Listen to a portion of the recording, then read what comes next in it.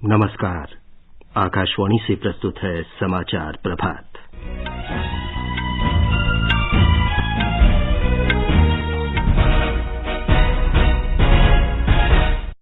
विश्व जल दिवस के अवसर पर प्रधानमंत्री नरेंद्र मोदी वर्षा जल संचय का जल शक्ति अभियान कैच द रेन कैंपेन का शुभारंभ करेंगे।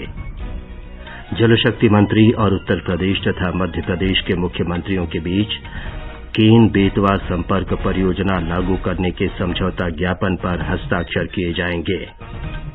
तमिलनाडु, केरल और पुद्दुचेरी विधानसभा चुनाव में नाम वापस लेने का आज अंतिम दिन। पश्चिम बंगाल और असम में तीसरे चरण के मतदान के लिए भी नाम वापसी की आज आखिरी तारीख। छत्तीसगढ़ सरकार ने कोविड के कारण राज्य में स्कूल, कॉलेज और आंगनबाड़ी केंद्र बंद करने के निर्देश दिए। राजस्थान में कोविड मरीजों की बढ़ती संख्या पर काबू पाने के लिए आज से रात का कर्फ्यू लगाने का फैसला। वंदे भारत मिशन के अंतर्गत 67,50,000 से अधिक लोगों को विभिन्न देशों से स्वदेश लाया गया। जम्मू कश्मीर के शोपियां जिले में सुरक्षा बलों के साथ मुठभेड़ में 2 आतंकी मारे गए।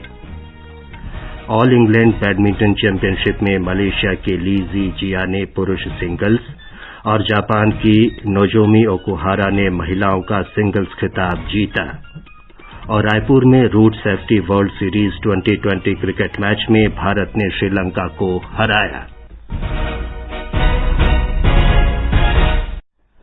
समाचार प्रभात में रवि कपूर के साथ मैं विमलेंदु पांडे। कोविड महामारी से देश एकजुट होकर लड़ रहा है। आप भी हमारे साथ सुरक्षा और बचाव के 3 आसान उपायों का संकल्प लें। मास्क पहनें, 2 गज दूरी है जरूरी, सुरक्षित दूरी बनाए रखें और हाथ और मुंह साफ रखें। अब समाचार विस्तार से। प्रधानमंत्री नरेंद्र मोदी आज विश्व जल दिवस के अवसर पर वर्षा जल संचय के जल शक्ति अभियान कैच द रेन कैंपेन का वर्चुअल माध्यम से शुभारंभ करेंगे।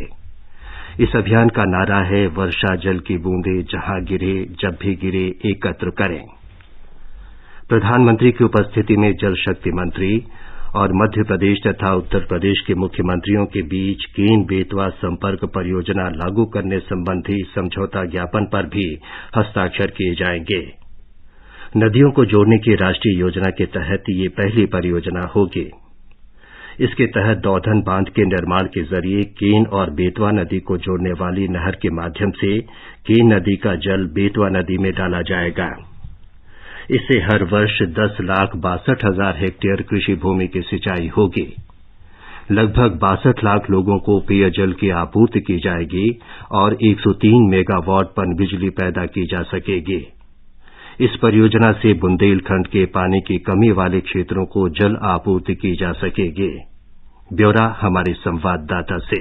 यह अभियान देश भर में ग्रामीण और शहरी क्षेत्रों में चलाया जाएगा ताकि बारिश के पानी का उपयुक्त भंडारण सुनिश्चित हो सके और भूजल का स्तर बेहतर बना रहे। यह अभियान आज से शुरू होकर 30 नवंबर तक मानसून पूर्व और मानसून के दौरान लागू किया जाएगा। जल संरक्षण में जन भागीदारी को बढ़ावा देने के लिए इस अभियान को जन आंदोलन के रूप में शुरू किया जाएगा। इस कार्यक्रम के बाद जल और जल संरक्षण से संबंधित मुद्दों पर विचार के लिए चुनाव वाले राज्यों को छोड़कर बाकी के सभी जिलों की ग्राम पंचायतों में ग्राम सभा बुलाई जाएगी। इस दौरान ग्राम सभाओं द्वारा जल संरक्षण के लिए जल शपथ भी लिया जाएगा। दीपेंद्र कुमार, आकाशवाणी समाचार, दिल्ली। केन बेतवा परियोजना मध्य प्रदेश के बुंदेलखंड क्षेत्र के लिए भी काफी लाभदायक होगी। हमारी भोपाल संवाददाता की ये रिपोर्ट। मध्य प्रदेश का बुंदेलखंड क्षेत्र हमेशा से ही पानी की कमी के कारण समस्याओं का सामना करता रहा है। केन बेतवा परियोजना से मध्य प्रदेश के बुंदेलखंड क्षेत्र को बड़ी राहत मिलेगी। पन्ना, टीकमगढ़, छतरपुर, सागर, दमोह, दतिया, विदिशा, शिवपुरी और रायसेन सहित मध्य प्रदेश के लगभग 9 जिलों को इस परियोजना का लाभ मिलेगा। हजारों हेक्टेयर भूमि को संचित करने के अलावा इन क्षेत्र में हजारों लोगों को पीने का पानी उपलब्ध कराने में भी यह परियोजना मददगार होगी। पूजा पी वर्धन, आकाशवाणी समाचार, भोपाल। पिछले महीने मन की बात कार्यक्रम में प्रधानमंत्री नरेंद्र मोदी ने जल के प्रति सामूहिक दायित्व को समझने पर जोर दिया था। पानी को लेकर हमें इसी तरह अपनी सामूहिक जिम्मेदारियों को समझना होगा। भारत के ज्यादातर हिस्सों में मई जून में बारिश शुरू होती है। क्या हम अभी से अपने आसपास के जल स्रोतों की सफाई के लिए वर्षा जल के संचयन के लिए 100 दिन का कोई अभियान शुरू कर सकते हैं।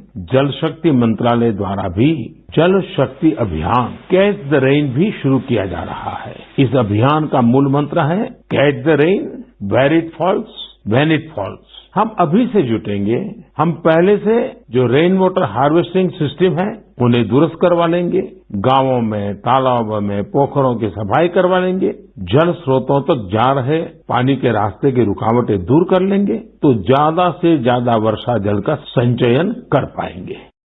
विश्व जल दिवस का उद्देश्य विश्व भर में जल संकट के बारे में जागरूकता बढ़ाना और 2030 तक सबके लिए जल और स्वच्छता सेवाएं सुनिश्चित करना है। इस वर्ष का विषय है जल के महत्व को समझना। विधानसभा चुनाव में तमिलनाडु, केरल और पुद्दुचेरी में नाम वापस लेने का आज अंतिम दिन है। इन राज्यों और केंद्र शासित प्रदेश में एकल चरण का मतदान अगले महीने की 6 तारीख को कराया जाएगा।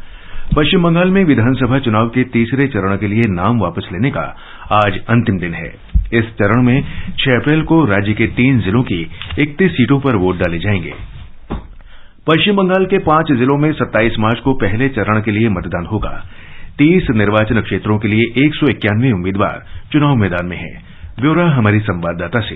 पहले चरण में जंगल महल के अधिकतर क्षेत्रों में मतदान होगा। यहाँ बड़ी संख्या में अनुसूचित जनजातियों के मतदाता हैं। सभी राजनीतिक दल क्षेत्र में कनेक्टिविटी बढ़ाने, स्वच्छ पेयजल आपूर्ति, कृषि आधारित उद्योगों के विकास, रोजगार सृजन के लिए पर्यटन को बढ़ावा देने और यहाँ के निवासियों के जीवन स्तर को उन्नत करने के लिए क्षेत्र के विकास का वादा कर रहे हैं। आदिवासी संस्कृति का संरक्षण, जंगल पर उनका अधिकार, तेंदुपत्तों की कीमतें बढ़ाने और लकड़ी की तस्करी रोकने की स्थानीय लोगों की मांग इस चुनाव के प्रमुख मुद्दे हैं। पुरुलिया की 9 सीटों और झाड़ग्राम की 4 सीटों पर एकल चरण में मतदान होगा, जबकि बांकुरा की 4, पूर्वी मेदिनीपुर की 7 और पश्चिमी मेदिनीपुर की 6 सीटों पर इस महीने की 27 तारीख को मतदान होगा। कोलकाता से मधुपर्णा धर चौधरी की रिपोर्ट के साथ समाचार कक्ष से विजय लक्ष्मी कासोटिया।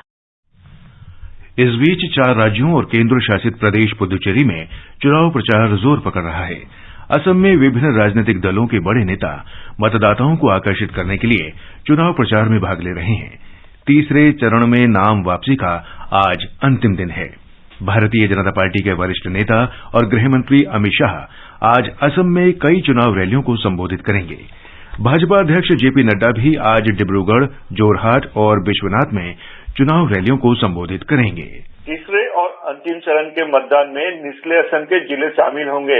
इस चरण में प्रदेश भाजपा अध्यक्ष रंजीत कुमार दास सहित कई वरिष्ठ नेता मैदान में हैं। वरिष्ठ मंत्री और भाजपा नेता हिमंत बिश्व शर्मा और चंद्रमोहन पाटवारी, असम गण परिषद के नेता और मंत्री फोनी हुसैन चौधरी इस चरण में चुनाव लड़ेंगे। बोडोलैंड पीपुल फ्रंट के नेता और मंत्री प्रमिला रानी ब्रह्मा और चंद्रन ब्रह्मा भी फिर से चुनावी मैदान में हैं। इन लोगों के अलावा नवगठित असम जातीय परिषद के कार्यकारी अध्यक्ष पविंद्र डेका भी तीसरे चरण में चुनाव लड़ेंगे। मानस प्रतिम शर्मा, आकाशवाणी समाचार, गुवाहाटी। भाजपा के वरिष्ठ नेता और केंद्रीय मंत्री नितिन गडकरी आज पुद्दुचेरी में चुनाव प्रचार करेंगे। उनके रोड शो में हिस्सा लेने की संभावना है। पुद्दुचेरी में नामांकन पत्रों की जांच के बाद 382 पर्चे सही पाए गए हैं। तमिलनाडु में विधानसभा चुनाव के लिए उम्मीदवारों की अंतिम सूची आज जारी की जाएगी। नाम वापसी का आज आखिरी दिन है। कल 4,500 से अधिक नामांकन पत्र वैध पाए गए। कुल 7,255 नामांकन पत्रों में से 2,727 नामांकन पत्रों को रद्द कर दिया गया। कन्याकुमारी लोकसभा उपचुनाव के लिए कुल 23 नामांकन पत्र दाखिल किए गए थे। इनमें से 10 नामांकन रद्द कर दिए गए और 13 नामांकन पत्र वैध पाए गए।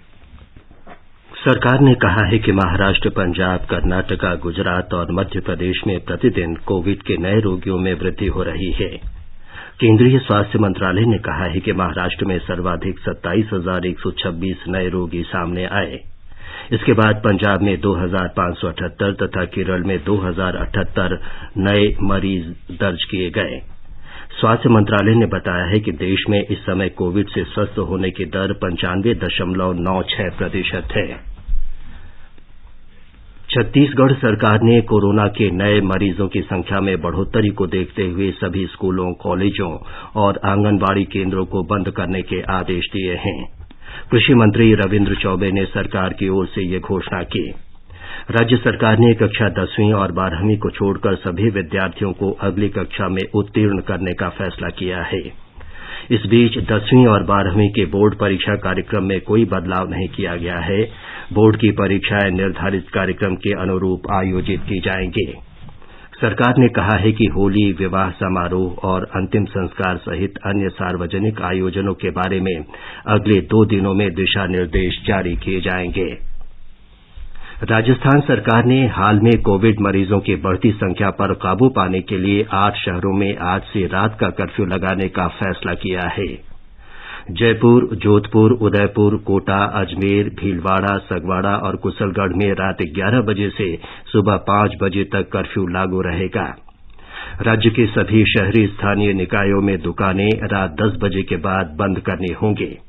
ये फैसला मुख्यमंत्री अशोक गहलोत की अध्यक्षता में हुई बैठक में किया गया। एक रिपोर्ट। 25 मार्च से राजस्थान में बाहर से आने वाले सभी यात्रियों के लिए 72 घंटे पहले कराई गई RT-PCR नेगेटिव रिपोर्ट लाना अनिवार्य होगा। जो यात्री नेगेटिव रिपोर्ट के बिना आएंगे उन्हें 15 दिन के लिए क्वारंटीन किया जाएगा। सभी जिला कलेक्टरों को अपने जिलों में संस्थागत क्वारंटीन सेंटर शुरू करने के निर्देश दिए गए हैं। विवाह समारोह में अधिकतम 200 तथा अंतिम संस्कार में अधिकतम 20 लोगों के शामिल होने की अनुमति होगी। राज्य में प्राथमिक स्कूल आगामी आदेश तक बंद रहेंगे। इसके ऊपर की कक्षाओं तथा कॉलेजों में कोविड प्रोटोकॉल के साथ शैक्षणिक गतिविधियां संचालित की जा सकेंगी। गौरतलब है कि मार्च के प्रथम सप्ताह में प्रदेश में रोज कोरोना के करीब 100 मामले सामने आ रहे थे, जो अब बढ़कर 400 से ज्यादा हो गए हैं। जितेंद्र द्विवेदी, आकाशवाणी समाचार, जयपुर। बिहार में अब तक 2,61,487 रोगी कोरोना संक्रमण से स्वस्थ हुए हैं। राज्य में कोविड से स्वस्थ होने की दर 99.21% हो गई है। कोरोना मरीजों की संख्या लगातार घट रही है। इस समय विभिन्न अस्पतालों में केवल 522 रोगियों का इलाज चल रहा है। राज्य के 14 जिलों में कोरोना का कोई मामला सामने नहीं आया है। उत्तर प्रदेश में कोविड से संक्रमित व्यक्तियों की संख्या बढ़ रही है। मुख्यमंत्री योगी आदित्यनाथ ने लोगों से अपील की है कि वे कोविड से संबंधित दिशा निर्देशों का पालन करें। एक रिपोर्ट। राज्य सरकार दूसरे राज्यों से आने वाले कोरोना मरीजों की पहचान के लिए बस अड्डों, रेलवे स्टेशनों और हवाई अड्डों पर रैपिड एंटीजन टेस्ट करवा रही है। कल एक दिन में 496 नए कोरोना मरीजों का पता चला है, जो इस साल 16 जनवरी के बाद से एक दिन में मिले मरीजों की सबसे ज्यादा तादाद है। राजधानी लखनऊ में सबसे ज्यादा 141 नए मामले सामने आए हैं। हालांकि राज्य में पिछले 24 घंटों में सिर्फ एक व्यक्ति की कोरोना महामारी से मृत्यु हुई है, लेकिन सक्रिय कोरोना मरीजों की संख्या 3000 को पार कर गई है। सरकार आने वाले त्योहारों के मद्देनजर फोकस टेस्टिंग कर रही है, जिसके तहत दुकानों पर काम करने वाले लोगों की कोरोना जांच की जा रही है। सुशील चंद्र तिवारी, आकाशवाणी समाचार, लखनऊ। गुजरात के मुख्यमंत्री विजय रूपाणी ने फिर कहा है कि राज्य सरकार की गुजरात में लॉकडाउन लगाने की कोई योजना नहीं है। सोशल मीडिया प्लेटफॉर्म पर वीडियो संबोधन में उन्होंने कहा कि राज्य सरकार गुजरात में लॉकडाउन नहीं लगाएगी। उन्होंने लोगों से अपील की कि वे जान और जहान के बीच संतुलन बनाए रखने के लिए सभी एहतियाती उपाय अपनाएं। ब्यौरा हमारे संवाददाता से। गुजरात में संक्रमण के बढ़ते मामलों के मद्देनजर राज्य सरकार द्वारा एक के बाद एक प्रतिबंध लगाए जा रहे हैं। इस श्रृंखला में राज्य सरकार ने लोगों को रंगों और पानी से होली का त्योहार नहीं मनाने की हिदायत दी है। गांधीनगर में कल शाम मीडिया को यह जानकारी देते हुए राज्य के उप मुख्यमंत्री श्री नितिन पटेल ने कहा कि सरकार होली प्रज्वलित करने का धार्मिक रिवाज को भीड़ पर प्रतिबंध के नियमों के साथ अनुमति देगी। दूसरे दिन धुलेटी के अवसर पर लोगों को रंगों से नहीं खेलने के लिए अनुरोध किया गया है। यह निर्णय मुख्यमंत्री श्री विजय रूपाणी की अध्यक्षता में हुई कोर कमेटी की बैठक में लिया गया। अहमदाबाद शहर के प्रमुख क्लबों ने भी इस साल रेन डांस और सामूहिक होली के समारोह मनाने का कार्यक्रम रद्द कर दिया है। योगेश पंड्या, आकाशवाणी समाचार, अहमदाबाद। राष्ट्रीय राजधानी दिल्ली में पिछले 24 घंटों में कोरोना के 823 नए रोगियों की पुष्टि हुई। इन्हें मिलाकर शहर में संक्रमित व्यक्तियों की कुल संख्या 6,47,984 हो गई है। दिल्ली सरकार ने बताया है कि 6,33,000 व्यक्ति कोविड से पूरी तरह स्वस्थ हो चुके हैं। तमिलनाडु में कोविड के उपचाराधीन रोगियों की संख्या में बढ़ोतरी हुई है। कल राज्य में 1,243 नए मरीजों का पता चला। राज्य में फिलहाल कोरोना के 7,000 से अधिक रोगियों का उपचार चल रहा है। चिकित्सा शिक्षा निदेशक डॉक्टर नारायण बाबू ने बताया कि पिछले एक सप्ताह के दौरान चेन्नई, कोयम्बटूर, चेंगलपेट, तिरुवल्लुर, कांचीपुरम, तिरुपुर और तंजावुर के अस्पतालों में कोविड रोगियों की संख्या में बढ़ोतरी हुई है। राष्ट्रपति रामनाथ कोविंद ने कहा है कि भारत न सिर्फ कोविड टीके के उत्पादन में आत्मनिर्भर है, बल्कि वो अन्य देशों को मुफ्त या कम लागत पर टीके उपलब्ध करा रहा है। ओडिशा के राउरकेला में सुपर स्पेशियलिटी हॉस्पिटल का उद्घाटन करते हुए श्री कोविंद ने कहा कि भारत इस समय इतिहास के सबसे बड़े टीकाकरण अभियान को चला रहा है। इससे पहले दिन में एक अन्य कार्यक्रम में राष्ट्रपति ने लड़कियों की तकनीकी और विज्ञान संस्थाओं में कम प्रवेश पर चिंता जताई। उन्होंने कहा कि तकनीकी के क्षेत्र में महिलाओं की प्रगति और उत्कृष्टता देश के विकास को एक नया आयाम देंगे। ये समाचार आकाशवाणी से प्रसारित किए जा रहे हैं।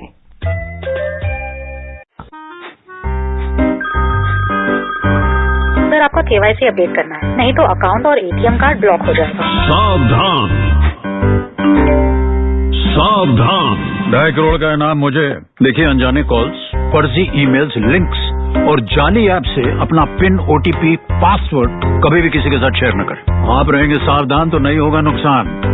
आरबीआई कहता है, जानकार बनिए, सतर्क रहिए।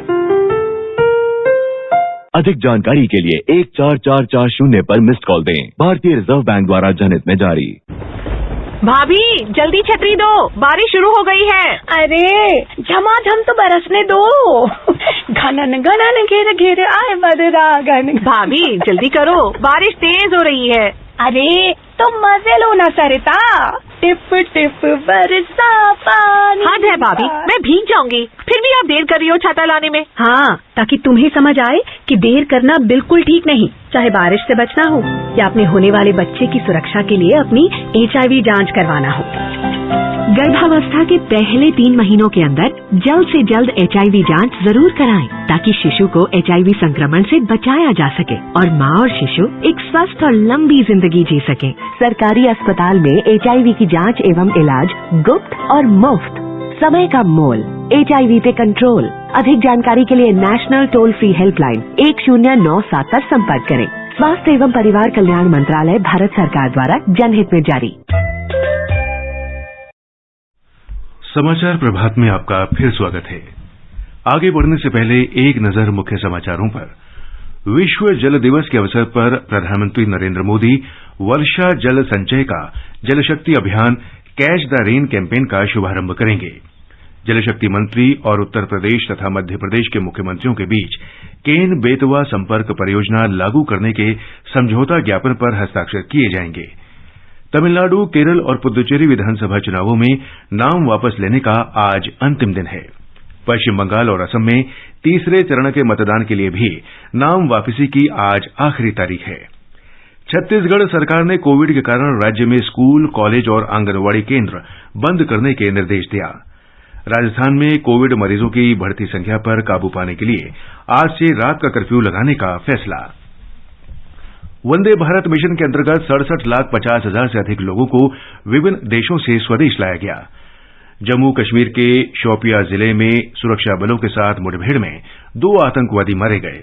ऑल इंग्लैंड बैडमिंटन चैंपियनशिप में मलेशिया के ली जी जिया ने पुरुष सिंगल्स और जापान की नोजोमी ओकुहारा ने महिलाओं का सिंगल्स खिताब जीता। और रायपुर में road safety world series 2020 cricket match में भारत ने श्रीलंका को हराया। चलो मिलकर एक शुरुआत करें, चलो एक फैसला आज करें, मास्क नहीं तो टोकेंगे, कोरोना को रोकेंगे, चलो एक इरादा करते हैं, चलो कुछ वादा करते हैं, मास्क नहीं तो टोकेंगे, कोरोना को रोकेंगे। सरकार ने कहा है कि वंदे भारत मिशन के अंतर्गत अभी तक 67.5 लाख से अधिक लोगों को विश्व के विभिन्न भागों से स्वदेश लाया जा चुका है। इस मिशन के अंतर्गत शनिवार को कुल 8,587 लोग भारत वापस आए। भारत ने पिछले वर्ष 7 मई को विदेश में फंसे भारतीयों की वापसी के लिए एक बड़ा वैश्विक अभियान शुरू किया था। शुरू में एयर इंडिया और उसकी सहयोगी एयर इंडिया एक्सप्रेस ने इस अभियान में महत्वपूर्ण भूमिका अदा की। बाद में अन्य विमानन कंपनियों को इस कार्यक्रम में भाग लेने की अनुमति दी गई। विमान सेवाओं के अलावा जल मार्ग से भी भारतीय नागरिकों को स्वदेश लाया गया। जम्मू कश्मीर में आज सुबह शोपियां जिले के मनिहाल क्षेत्र में सुरक्षा बलों के साथ मुठभेड़ में 2 आतंकी मारे गए। पुलिस ने बताया है कि आतंकवादियों के गांव में छिपे होने की सूचना को देखते हुए सुरक्षा बलों के संयुक्त दल ने मनिहाल में खोज अभियान शुरू किया। जैसे ही संयुक्त दल संदिग्ध स्थल पर पहुंचा, आतंकियों ने गोलीबारी शुरू कर दी। इस दौरान मुठभेड़ में 2 आतंकी मारे गए। ताजा समाचार मिलने तक आतंकवादियों की धरपकड़ का अभियान जारी था। जम्मू कश्मीर के पुलिस महानिरीक्षक विजय कुमार ने आकाशवाणी के साथ विशेष बातचीत में बताया, कल शाम में शोपियां पुलिस को खबर मिली थी कि एक गांव है मनिहाल, उसमें 4 टेररिस्ट छिपे हुए हैं। पुलिस, आर्मी, सीआरपी मिलके तीनों कॉर्डन डाल लिया और रात में 2 बजे फायरिंग शुरू होगी, जिस फायरिंग में अभी तक 2 टेररिस्ट मारे गए हैं और 2 अंदर और है। अभी ऑपरेशन चल रही है। बिहार आज अपनी स्थापना की 109वीं वर्षगांठ मना रहा है। आज ही के दिन 1912 में तत्कालीन बंगाल प्रेसिडेंसी से बिहार राज्य का गठन किया गया था। राज्यपाल फागू चौहान और मुख्यमंत्री नीतीश कुमार ने बिहार दिवस के अवसर पर लोगों को शुभकामनाएं दी हैं। इस वर्ष राज्य में स्थापना दिवस का विषय जल जीवन हरियाली रखा गया है। अन्य राज्यों में कोविड-19 के प्रकोप को देखते हुए बिहार सरकार ने स्थापना दिवस के अवसर पर बड़ा आयोजन न करने का निर्णय किया है। राष्ट्रपति रामनाथ कोविंद ने बिहार दिवस के अवसर पर राज्य के लोगों को शुभकामनाएं दी हैं। अपने संदेश में श्री कोविंद ने कहा कि बिहार के पास अतीत की विरासत के साथ साथ वर्तमान का मार्ग भी है। राष्ट्रपति ने कहा कि उन्हें महात्मा गांधी के चंपारण सत्याग्रह का गवाह बने बिहार के राज्यपाल बनने का सौभाग्य भी प्राप्त है। और अब खेल खबरों के साथ हैं Shashank Kumar. All England badminton championship में मलेशिया के ली जी जिया ने पुरुष सिंगल्स का और जापान की नोजोमो ओकुहारा ने महिला सिंगल्स का खिताब जीत लिया है। जिया ने करीब 1.25 घंटे तक चले फाइनल मुकाबले में डेनमार्क के विक्टर एक्सेल्सन को हराया। महिला फाइनल में नोजोमी ओकुहारा ने 6ठी वरीयता प्राप्त थाईलैंड की पोन पावी चोजुवोंग को पराजित किया। उधर छत्तीसगढ़ में इंडिया लीजेंड्स ने रोड सेफ्टी वर्ल्ड सीरीज का खिताब जीत लिया है। कल फाइनल मैच में भारतीय टीम ने श्रीलंका लीजेंड्स को 14 रन से हराया। भारत ने 20 ओवर में 4 विकेट पर 181 रन बनाए। युवराज सिंह ने 60 रन की पारी खेली। जवाब में श्रीलंका की टीम 7 विकेट पर 167 रन ही बना सकी। यूसुफ पठान को हरफनमौला खेल के लिए प्लेयर ऑफ द मैच घोषित किया गया। उन्होंने 62 रन बनाने के साथ 2 विकेट भी लिए। दिल्ली में निशानेबाजी विश्व कप के तीसरे दिन कल भारत ने 2 स्वर्ण और 1 रजत पदक जीता। 10 मीटर एयर पिस्टल स्पर्धा में पुरुष और महिला टीम ने स्वर्ण पदक अपने नाम किया, जबकि पुरुषों में ऐश्वर्य प्रताप सिंह तोमर, दीपक कुमार और पंकज कुमार की टीम ने रजत पदक अपने नाम किया। पदक तालिका में भारत 8 पदकों के साथ शीर्ष स्थान पर है। पैरा एथलीट सिंगराज ने पैरा निशानेबाजी विश्व कप में स्वर्ण पदक जीत लिया है। संयुक्त अरब अमारात में सिंगराज ने 10 मीटर एयर पिस्टल में ये खिताब अपने नाम किया।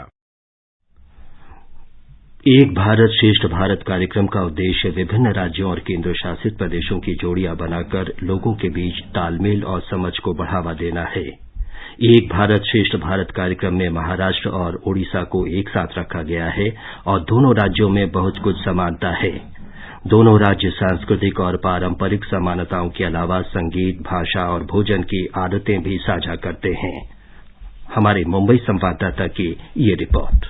दोनों भाषाओं में इस्तेमाल होने वाले कुछ समान शब्द, खाद्य संस्कृति और संगीत, महाराष्ट्र और ओडिशा में कई अन्य चीजें हैं जो इन दोनों राज्यों के बीच सांस्कृतिक विविधता को जोड़ती है, जो एक भारत श्रेष्ठ भारत का एक आदर्श उदाहरण है। वायलिन वादक पंडित कैलाश पात्रा के अनुसार संस्कृत, मराठी और ओडिया दोनों भाषाओं का आधार है। उन्होंने कहा कि आपण, जिसे हिंदी में हम कहते हैं, और तुम्ही, जिसका अर्थ आप होता है, और ऐसे कई अन्य शब्द हैं जिनका मराठी और ओडिया भाषाओं में लगभग समान अर्थ है। पात्रा कहते हैं, जब संगीत की बात आती है तो ओडिशी और मराठी दोनों में नाट्य संगीत में परिचयात्मक भाग में समानता इतनी अधिक है कि कोई भी अनुमान नहीं लगा पाएगा कि कौन सी भाषा का गाना बजाया जाएगा। श्री पात्रा ने यह भी कहा कि महाराष्ट्र और ओडिशा दोनों राज्यों समुद्र किनारे है और खाने की आदतें भी इन दोनों राज्यों में समान है। इसके अलावा दोनों राज्यों में बड़ी संख्या में देवी देवताओं के मंदिर है, जिससे ऐसे लगता है कि एक दूसरे से दूर होने के बावजूद दोनों राज्य एक समान है। कुणाल शिंदे, आकाशवाणी समाचार, मुंबई।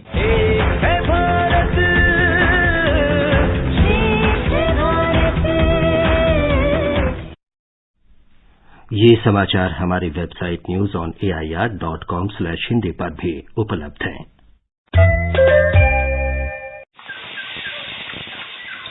सुनिए, जल्दी गैस बंद कीजिए, कुकर में सीटी आ गई है, उतार लीजिए। अरे रुको, आराम से उतारेंगे। हमारे हाथों के जादू पे कुकर भी तो सीटियां मारे। जल्दी उतारोगे तभी दाल बनेगी, वरना हलवा बन जाएगा। यही बात HIV पॉजिटिव माँ के बच्चे की HIV से सुरक्षा के लिए भी लागू है। मतलब समय पे जांच और दवा दी जाए तो HIV पॉजिटिव माँ का बच्चा भी HIV मुक्त हो सकता है। क्या सचमुच? बिल्कुल। माँ यदि HIV पॉजिटिव है तो बच्चे का जन्म अस्पताल में, जन्म से ही HIV सुरक्षा सेवाओं की मांग और 6 हफ्ते से 2 महीने के बीच में बच्चे की पहली HIV जांच सुनिश्चित करना बेहद जरूरी है। सरकारी अस्पताल में HIV की जांच एवं इलाज गुप्त और मुफ्त। समय का मोल HIV पे कंट्रोल। अधिक जानकारी के लिए नेशनल टोल फ्री हेल्पलाइन 1097 पर संपर्क करें। स्वास्थ्य एवं परिवार कल्याण मंत्रालय, भारत सरकार द्वारा जनहित में जारी। और अभी आप बताएं कि आज के समाचार पत्रों में क्या विशेष है। धन्यवाद विमलेंदु। महाराष्ट्र के गृह मंत्री अनिल देशमुख पर उगाही के आरोप से जुड़ी खबरों को अखबारों ने अहमियत दी है। हिन्दुस्तान की सुर्खी है, महाराष्ट्र की महागठबंधन सरकार में उभरे मतभेद, सहयोगी दलों ने भी साधा निशाना। दैनिक जागरण का कहना है, भाजपा ने महाराष्ट्र के गृह मंत्री को हटाने के लिए बढ़ाया दबाव। उधर राष्ट्रवादी कांग्रेस पार्टी का बयान, देशमुख नहीं देंगे इस्तीफा। पवार बोले, उद्धव लेंगे देशमुख पर निर्णय। 4 राज्यों और एक केंद्र शासित प्रदेश में विधानसभा चुनाव की सरगर्मी अखबारों के मुख्य पृष्ठ पर है। पश्चिम बंगाल की राजनीति पर राजस्थान पत्रिका की टिप्पणी है, खेला होबे और खेला शेष के बीच नेता टटोल रहे हैं वोटर का मन।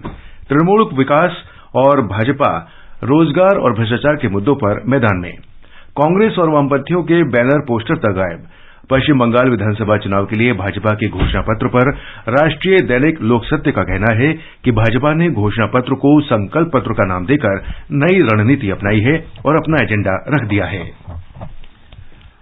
आंध्र प्रदेश के विशाखापट्टनम में आजादी के अमृत महोत्सव के तहत एक सांस्कृतिक कार्यक्रम का आयोजन किया गया।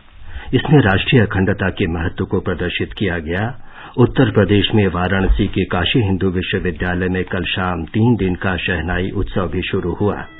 प्रसिद्ध शहनाई वादक भारत रत्न उस्ताद बिस्मिल्लाह खान की याद में संगीत नाटक अकादमी और विश्वविद्यालय का संगीत और कला संकाय इस उत्सव का आयोजन कर रहा है।